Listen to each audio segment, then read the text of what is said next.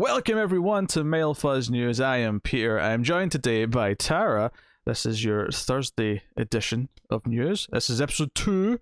I'll stop saying numbers though, because this could easily get to like hundreds and hundreds, if not thousands, of episodes very quickly. With big plans, huh? With that many per week. It should this stick around. But yeah, so Tara's joining me here today. Some movie news, got some TV news, and one minor bit of gaming news to mention. I was a little bit worried actually there wouldn't be enough news for today's show, because I did the previous one a little bit later than I probably will be going forward, but there was enough that happened during the day. Wednesday had enough things in it that there's enough to talk about. So we'll start with movie stuff right from the get-go. Probably the biggest news of today actually was that Netflix are paying $400+ million to make Knives Out 2 and 3. Well, yeah, that's big. Yeah, so they're going to have they're doing this. You get Daniel Craig's coming back, Ryan Johnson's coming back. I don't know if it mentions anyone else in here, but yeah. So that's the idea then, how we're just going to follow that detective. Yeah, he's going to be the new Poirot.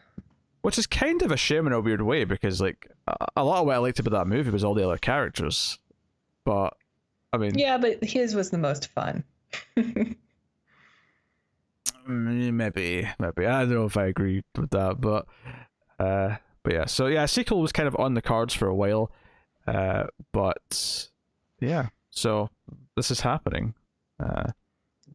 So that's cool. I mean, I'm sure they'll ruin it because I don't like Netflix movies. I mean, it's not Ryan Johnson, so I mean, the hope is... That's true. I like Ryan Johnson a lot. When you actually think about the movie Knives Out, there's nothing about that. Like, that could have been made for Netflix. Like, sure. Like, there's nothing about it really. It's just that for some reason, yes, Netflix movies have this standard of quality for some reason, 9 times out of 10. Well, they'll get these directors I really love, and then they'll make like garbage movies on Netflix for some reason. There's exceptions. I mean, Roma was good. That still felt like a Cuarón film. I didn't see it. Yeah. I don't remember the director, but I did actually really like Beast of No Nation. Oh, sure. Yeah, that's one. So there are exceptions, but yeah, there's also a few of good director makes generic Netflix thing. Like, why does it just feel like a Netflix movie? Do they have some sort of mandate in their contract? So you have to make this bland. You have to make this as bland as humanly possible. But so bring us open. You know, this is the one Ryan Johnson movie I actually quite like, so I'm down for sequels. So. The one. I'm not a fan of his movies.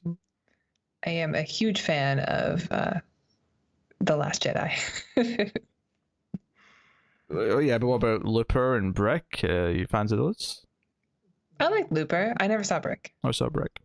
I know you don't like Looper, but I remember enjoying it in the theater. It was a fun sci-fi.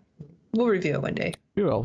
Yeah. If you don't know who Tara is the co-host on the Atomic Cinema Experiment, the sci-fi movie podcast that we have on the channel. So yes, that's our wheelhouse. Next up, speaking of Netflix, they have landed a film called Every House is Haunted, script by Jason Pagan and Andrew Deutschman. It'll be directed by Corin Hardy, who recently directed The Nun and Gangs of London. It's about an insurance investigator trying to debunk claims that a couple's death was caused by a haunted house, but his doubts are challenged by a psychic and the mysterious occurrences he witnesses with his own eyes. Sounds like a pretty by the numbers, maybe a haunted house movie. Yep. Have to get a skeptic inside a haunted house. Yeah, I mean, Sam Raimi's productions company is producing, but I mean, he's produced a lot of crap. Having Sam Raimi's name attached to something means basically nothing at this point, if we're being honest. But yeah, there's not much to go on. There's nothing about it that kind of feels unique. It just kind of feels like I feel like I've seen this movie before multiple times, and I'll just I'm sure it'll be a lot of jump scares, and I mean, maybe it'll be good. You never know. Yeah, but I saw The Nun, which is kind of the main thing this has got going against it. I did not. Yes. Just if you're thinking of seeing The Nun and you're considering it, just, don't watch it once, watch it nuns. There was a joke in there somewhere that I was trying to get to and I couldn't think of it. Like, Don't look at me with that face of disgust. It's my silent judgment look. I tried it. I tried to do a joke, okay? I tried to do a joke.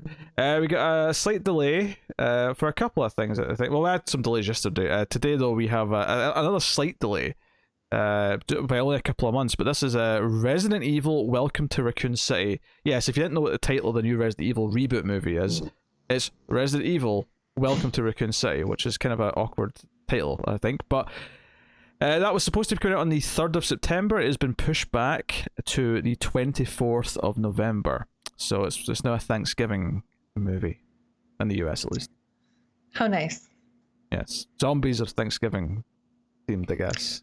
Well, I mean, it's close enough to October. Sure. Is it any less close to October than early September? Oh.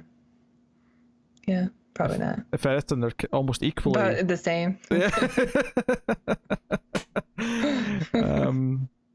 Yeah, I mean, I don't know what. I mean, I love the game franchise. Obviously, I mean, the previous movies left me traumatized. I have no hope for this. I am obviously perfectly willing to be pleasantly surprised, but I am not getting my hopes up. The title suggests like a bit of a jovial tone. Like, are they going for like a Fallout kind of vibe? We don't actually know what the tone is yet. We know that they're doing both the plot of the first and second games, which is a bit weird. And the one good thing though is that the set photos showed that they're actually trying to recreate locations in the game, like fairly accurately. Well, that'd be good for the fans. Yeah, so that's kind of neat. I mean, that's maybe they're trying to say we're not going to be in the movies. Don't worry. The previous, yeah, we're going to have Alice, making every character from the games look like a bunch of chumps. They'll have to be saved by Alice. I saw the first movie because someone said it's actually good, and I watched it and I went, no, that was bad. Do I know what the scary thing is?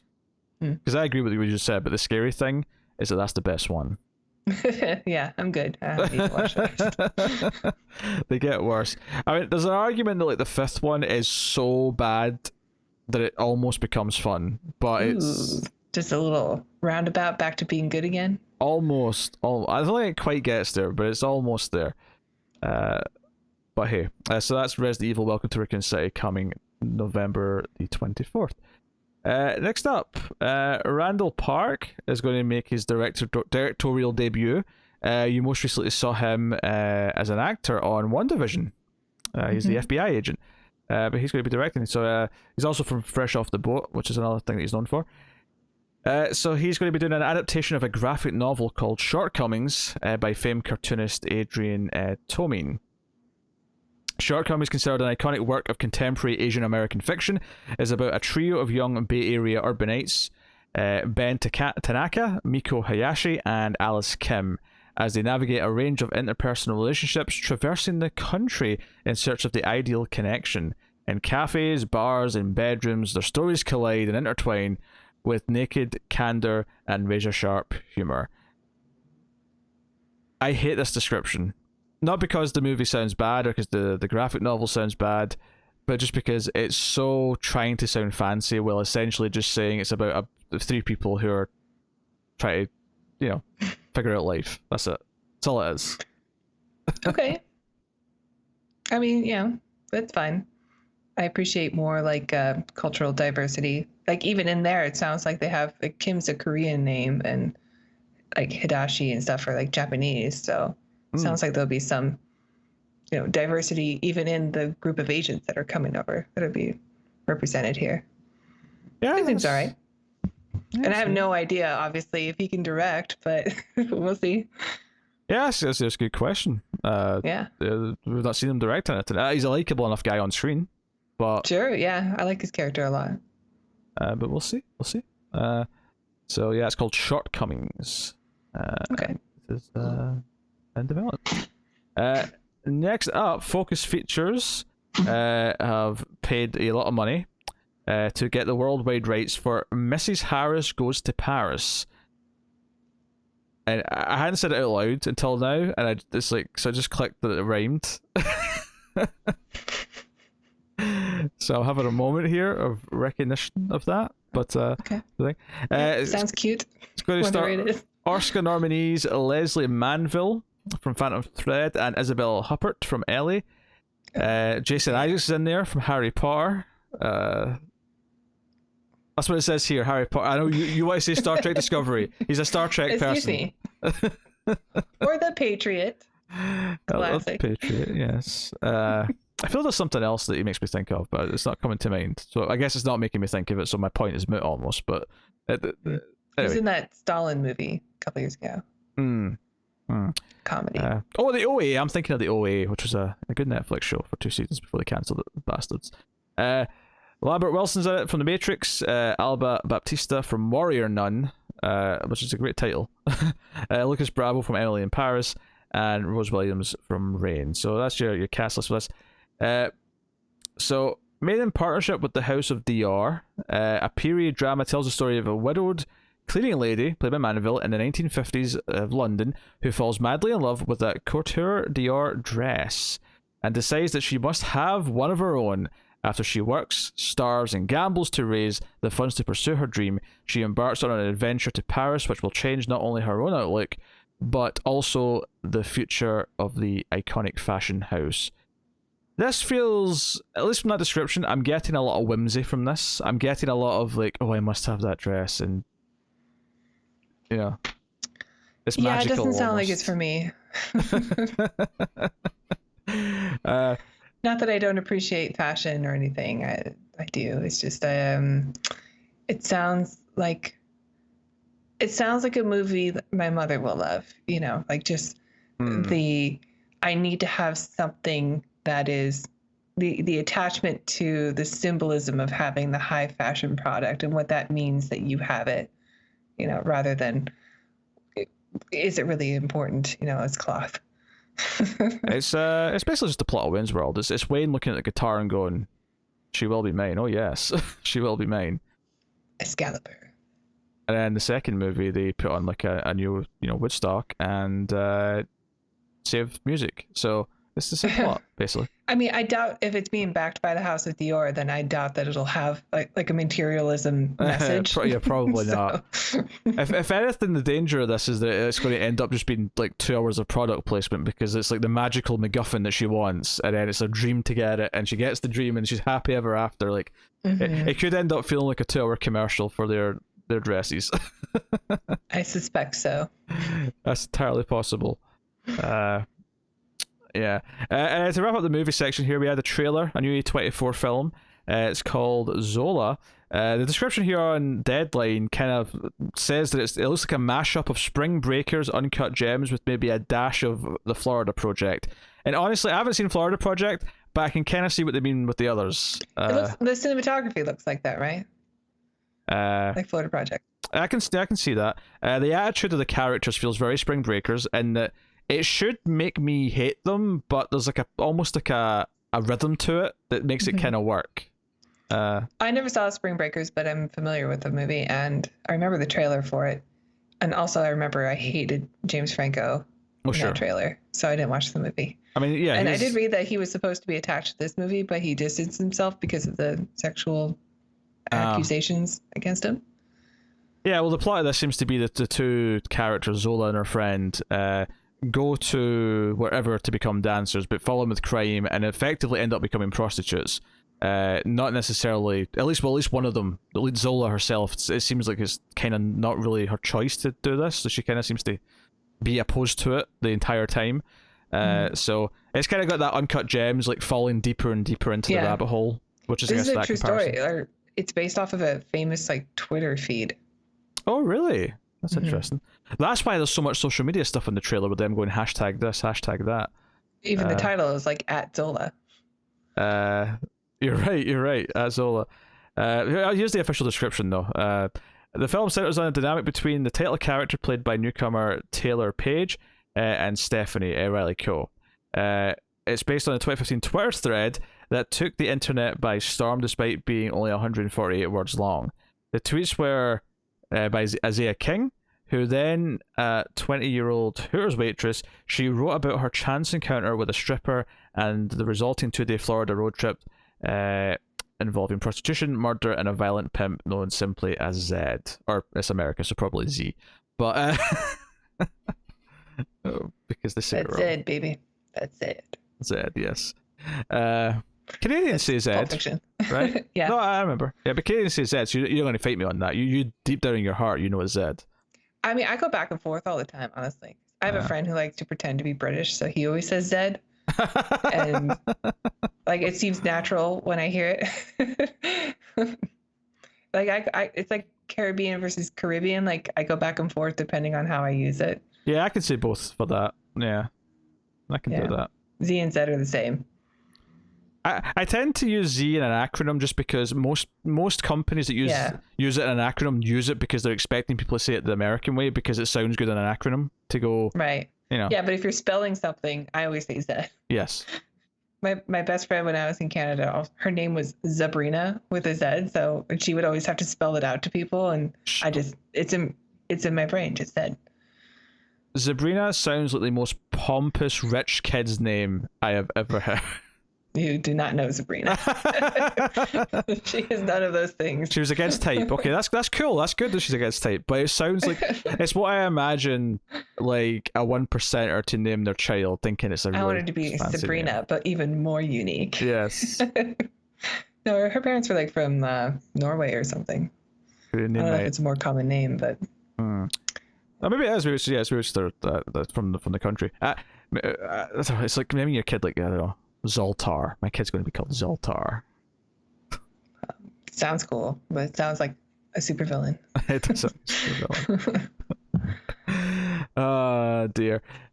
So, what did you think of the trailer then? What did you think of the actual trailer itself? Yeah, it looks fun. Like it looks disturbing, and it looks like I don't know. It looks like a bad couple of nights that I'm ready to watch. It looks shockingly crafted and like it has something to say.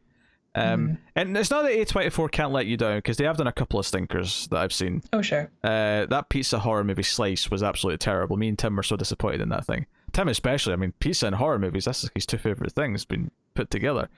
And it sucked. But this felt like it. I think Spring Breakers is maybe the best comparison because that's what I got a lot of from that trailer. And I like Spring Breakers. I thought Spring Breakers clicked for me. So I haven't seen any of the movies that you mentioned, Spring Breakers, Uncut Gems, or Florida Project, but I remember the trailer so well. These all feel like that trailer. That's fair. If nothing else, it looks like there's going to be two very strong performances at the center of this. Yeah, that one girl, she was in she was the curly redheaded girl in Mad Max Fury Road. Oh, really? Oh, okay. She was on that. Neat. I think that was her. So there you go. That's the movie stuff. I will jump into the TV things. Just a quick update on Naomi, which is the new DC Comics series that's going to the CW because they make thousands of those now. But this is the relatively new character that was created just a couple of years ago. A character that we all of us who do the comics podcast enjoyed. And Ava DuVernay is the one producing this particular show. Basically, they've just got a bunch of new cast members for it. So Barry Watson is going to be in the series as a regular. He's from Seventh Heaven. Mazim Makar from The Fix is going to be in there. Mary Charles Jones from Kevin Can Wait. Aidan Gemme, I guess, from Finding Neverland, and Daniel Pugh have all been added to the cast. So that's neat. Joining the lead of the show, Casey Walfall, who's playing Naomi herself. So just a quick thing there. We can move on. I know you have no... I don't know any of those names. Well, this is the thing with having rotating people on this, is that some news stories are just going to be like, alien to you. It's fine. Yeah, I also just don't really watch a lot of TV. Yeah, I don't even have much to say. I like the comic. It's just it's a bunch of casting, but I thought it was worth mentioning just to remind everyone it's coming. Next up, The Staircase. Is a new series. It's a limited series. Colin Firth is going to star in an adaptation of a classic true crime documentary. But this is obviously going to be an actual drama. This is for HBO Max. This is so. The Staircase was one of the first true crime documentaries to break into the mainstream culture when it was released in 2004. It's been remade as a limited TV drama for HBO Max, starring Colin Firth playing Michael Peterson, the man convicted of murdering his wife Kathleen Peterson. So there was apparently rumors that Harrison Ford was going to be attached to this project, but that seems to have fallen through. The actual, like, what this was about, like what the actual case was beyond just there was a murder accusation. The Staircase started as a documentary from director Jean-Xavier de Lestrade. What a fun name. So many syllables. It told the story of Michael Peterson, a crime novelist accused of killing his wife, Kathleen, after she is found dead at the bottom of a staircase in their home, and the 16-year judicial battle that followed. De Lestrade was granted unusual access to the case immediately following Kathleen's death in 2001 in Durham, North Carolina. Her husband Michael, a local public figure and successful novelist, quickly became the prime suspect and was convicted. So that's actually already sounds like a fictional plot of something that a crime novelist is like a suspected murderer. Yeah, wasn't The Staircase a Netflix documentary that people were all about a few years ago? Definitely not this one, because this was 2004. Are you thinking of Making a Murderer? Because that was huge on Netflix. No, I did watch that though. Okay. There was something about The Staircase that I thought was like a thing that people were watching that I missed. Maybe it was just a new thing on the same subject, or maybe it just got put on Netflix, so people were talking about it. I don't know, but yeah, I don't have much to. Colin Firth's a fine actor, obviously. But, he tends to be in a lot of things I don't care about, but he's fine. Like he's solid. He's Mr. Darcy. I'm always going to think of him as Mr. Darcy. He was good in The King's Speech, for example. You know, a movie which is all basically his performance and a couple other actors. You know, he anchors the whole thing. So there you go. That's The Staircase, coming from HBO Max.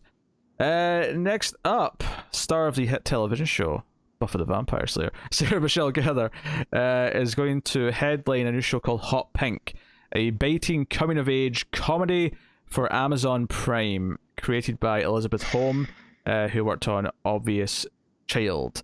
It's a young adult project, which probably means it's not going to be for us or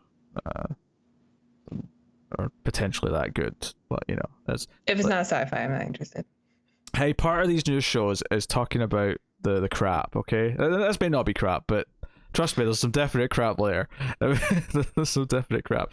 Hot Pink from Amazon Studios, inspired by Elena K. Arnold's National Book Award finalist, What Girls Are Made Of. So yeah, it's got a pilot order. If ordered to series, Hot Pink would join the growing young adult slate. The book was described as exploring the real, knotted, messy, thriving heartbeat of young womanhood through the eyes of a 16-year-old girl. I'm going to go out on a limb here and say that Gellar is not playing the 16-year-old girl, because I think she's past that age range a little bit. I think so. Yeah.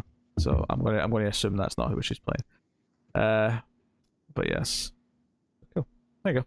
Either mother or teacher, probably. Most likely. That's the age range now.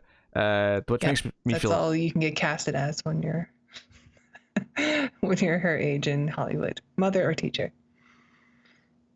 That's not true. She could be like a librarian. I'm making your point for you, but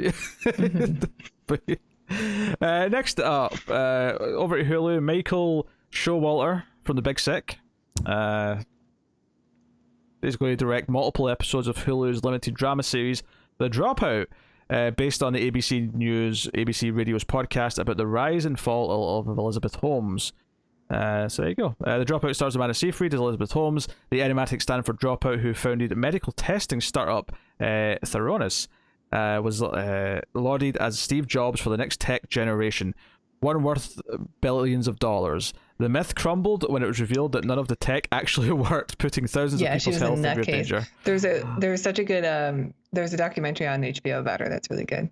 Oh, well, Hulu's doing an actual dramatization. That makes sense because it was just such a fascinating watch.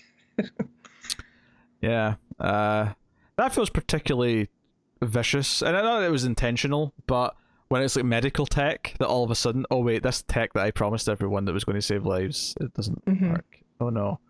It's that episode of The Office where Michael like has to deal with the fact that 15 years or 10 years ago he told a class of like like, kids that he'd pay for their college because he believed he was going to be rich in 10 years. Scott's Tots, one of the most difficult half-hour television That is I've ever experienced.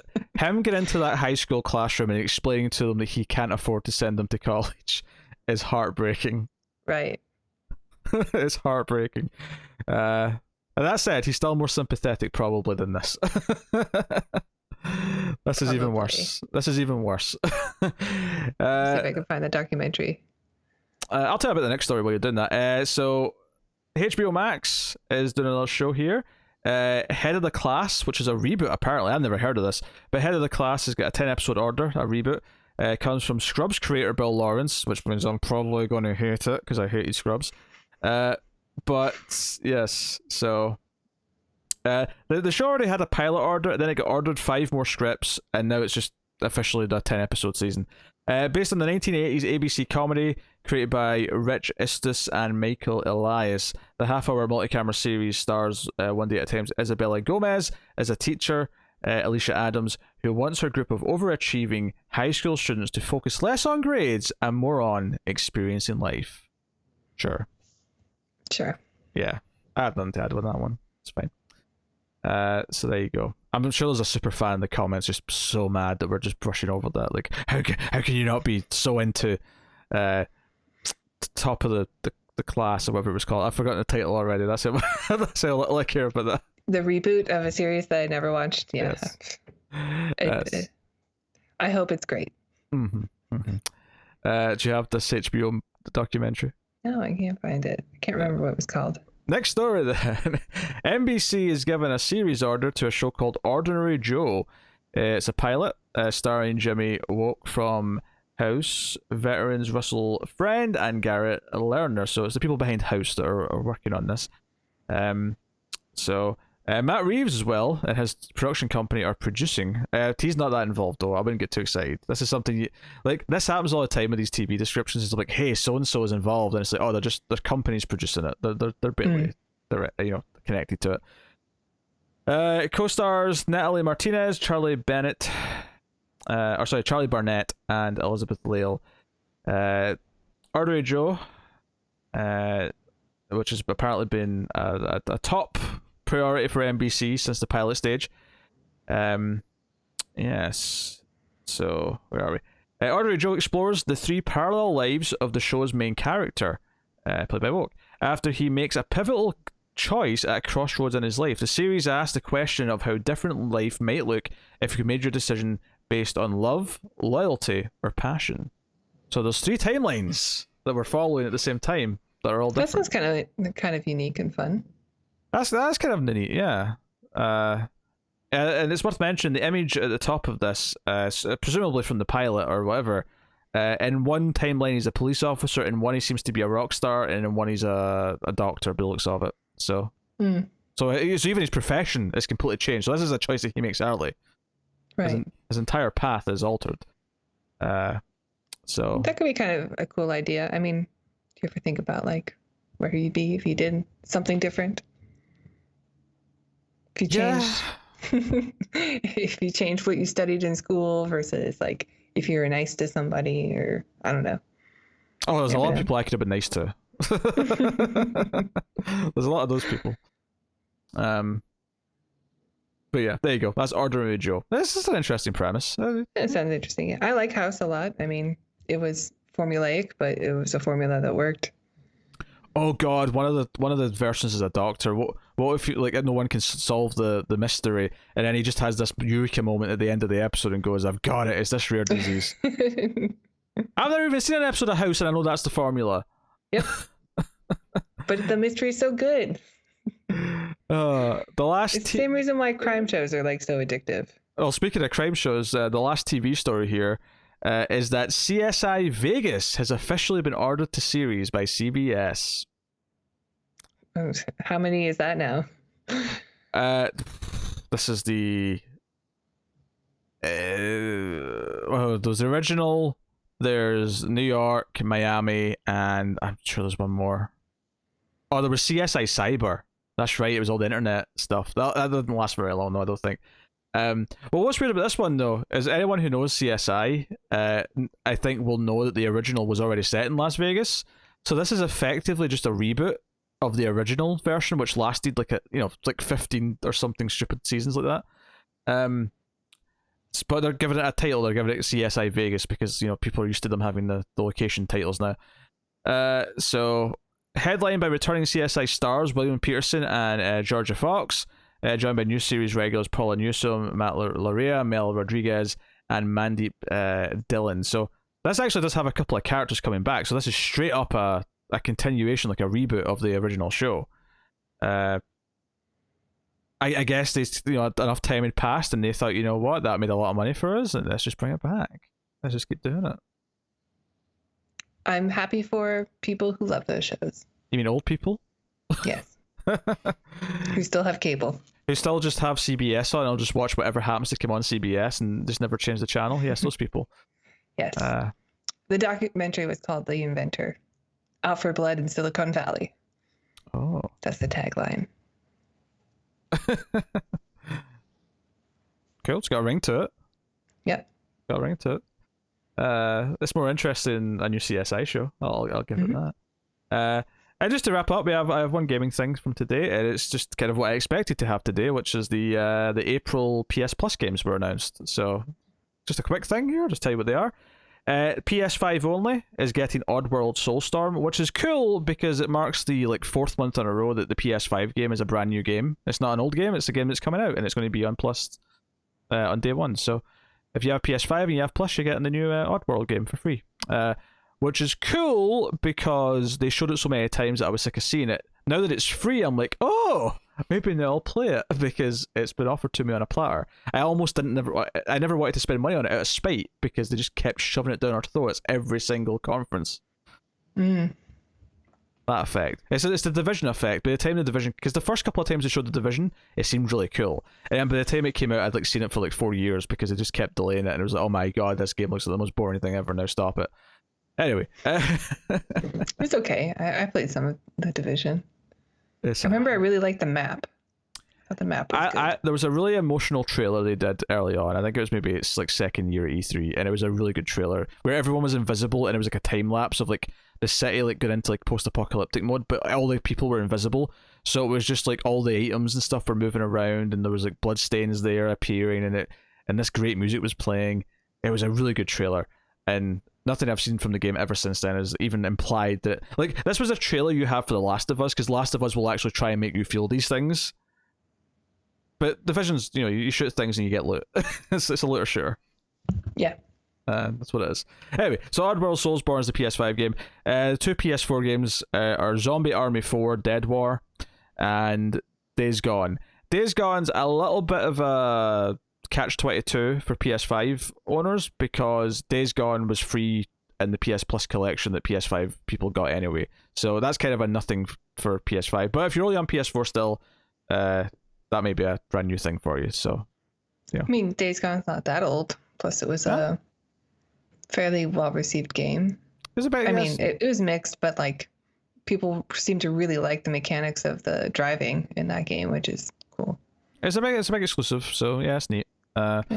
So yeah, this would be really awesome if more people had a PlayStation 5. It would be. I think Tara's hinting that she would like to have a PS5. Or an Xbox Series X. That has been your news for Thursday.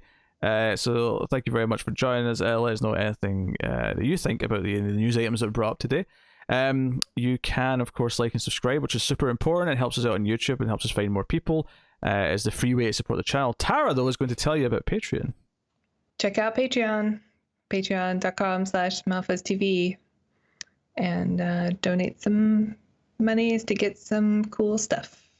I can't believe you're going to make me do the Patreon plug on this one. Are you going to be mad if you listen to the other ones and I don't make Yep. Connor or Matt? I'm almost worried, but Matt will yell out if I say, "Hey Matt, do the Patreon plug." No, thank you very much. That has been your news for Thursday. Thank you very much once again for watching and listening. We always appreciate it. Keep doing things. Keep watching movies and playing games and TV shows and whatnot. And we will see you next time.